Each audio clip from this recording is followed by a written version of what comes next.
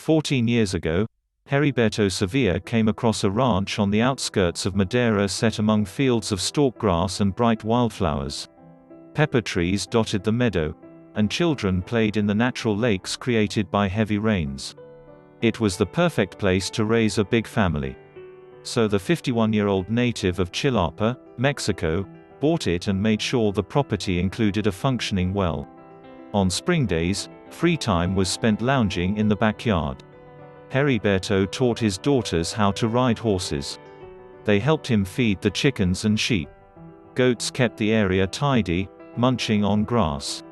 When fruit in the trees was ripe, he proudly showed his children how to harvest their bounty.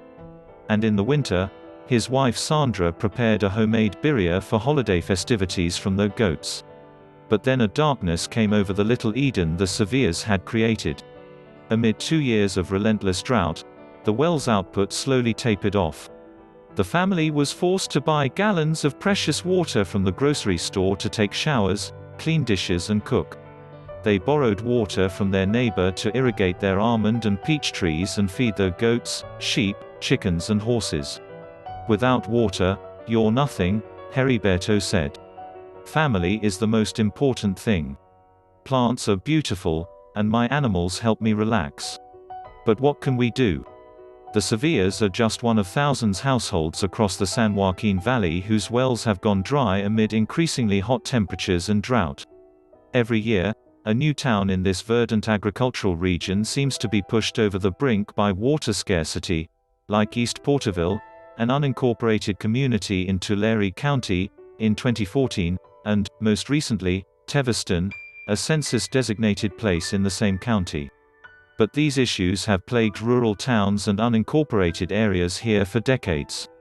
And in the era of the coronavirus, these inequities have become magnified in an area that already had some of the highest poverty rates in the state.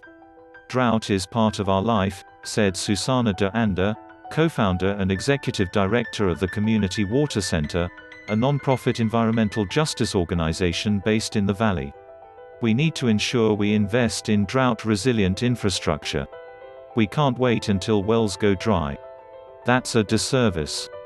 Even those who can afford to pay up front for new wells must join waiting lists as drilling companies await the back-ordered equipment they need to build and install them. Local officials provide jugs and gallons of water, and local organizations offer aid if resources aren't already tapped out.